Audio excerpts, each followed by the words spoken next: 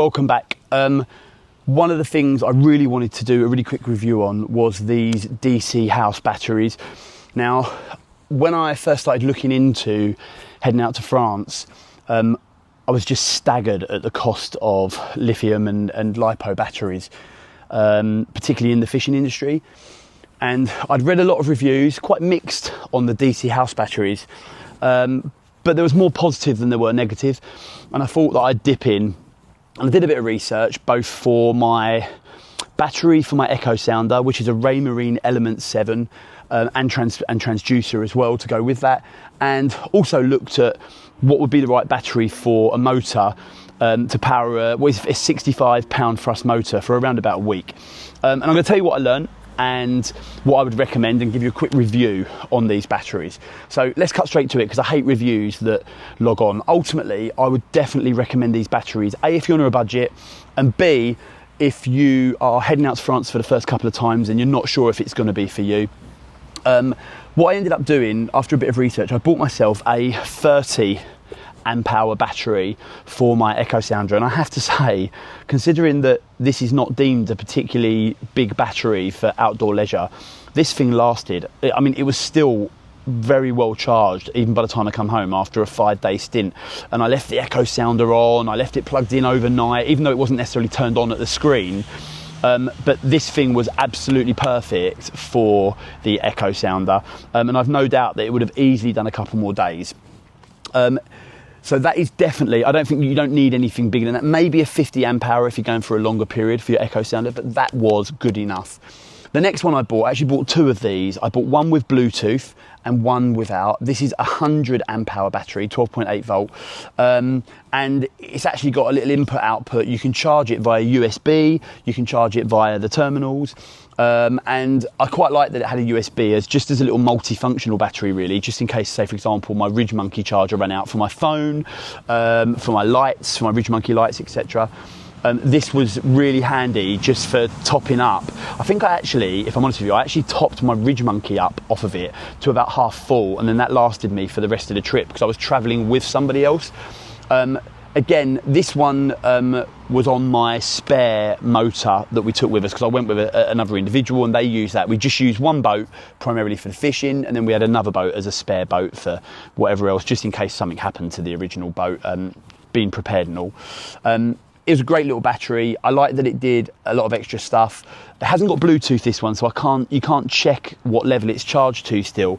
But having said that, 100 amp hours, it lasted really well. Now, I haven't got it on display here, but I have another 100 amp hour battery with the Bluetooth in. It's a little bit bigger and it is a little bit heavier than this one. This one's not so bad. I mean, if you're looking at batteries, you'll know that they weigh quite a lot anyway. But having said that, this battery was more than reliable.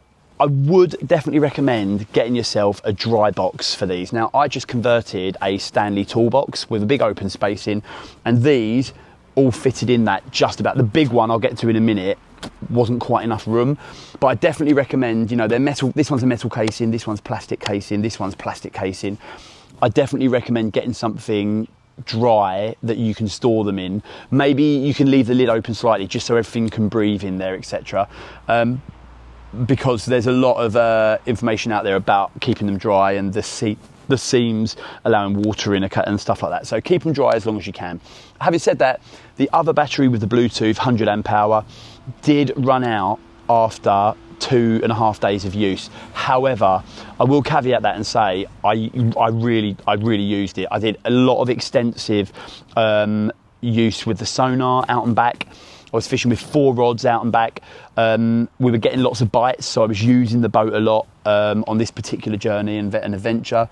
So I do think if you're going to go for a 100 amp hour battery, the piece of advice I would use is never run your motor. Like I say, I'm using a 65-pound thrust Nash and Fox motor, 2 different ones, which we're going to review later in another video.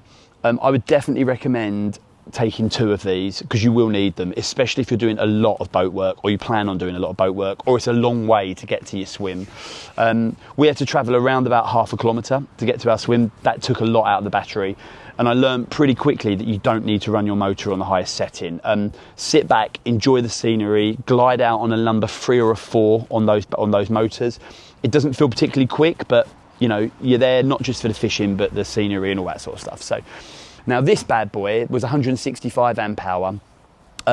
This has got Bluetooth in it, and it is really heavy, and it does take up a lot of space, but I would thoroughly recommend having a look at this. It was about £350. It charges quick enough. I use a 20 amp hour charger. It charges quick enough, and there was still a significant amount of battery in after I swapped them over, and I really abused my privileges and rights to get out and back on the boat. So I personally would take the 165 and the 100 with me, and probably leave the extra 100 in the van or your vehicle just as a backup in case you needed one. So despite what you might read online, I found these batteries to be useful. I've used them for other things as well, you know, pumping the boats up at home, cleaning them. They've not let me down yet. Compared to a couple of other batteries that I purchased that were more expensive, that have already started to be a bit pernickety and finicky. So I definitely recommend DC House batteries if you're on a budget. I wouldn't necessarily go out and buy hundreds of them. You know, there's quite a lot of battery, quite a lot of finance tied up in 4 batteries, and the other one I've got indoors. But the 100 amp hour and the 165 are definitely great for your trolling motors, albeit heavy. I think if you're using anything less than a 240 boat, you probably want to try and keep it to the hundreds. Smaller boat will move quicker with a bigger engine anyway. And then I definitely recommend the 30 amp hour for powering your sonar, unless of course you're using a little deeper mount arm. So that's my very quick review on the DC House batteries. Hopefully that is useful for you, particularly if you're heading out into France for the first time. I am by no means an expert, but I found that it would have been great to have had something like this, recommending A, product, B, something affordable, and C, something that works. And they are what I recommend for your first trip out to France.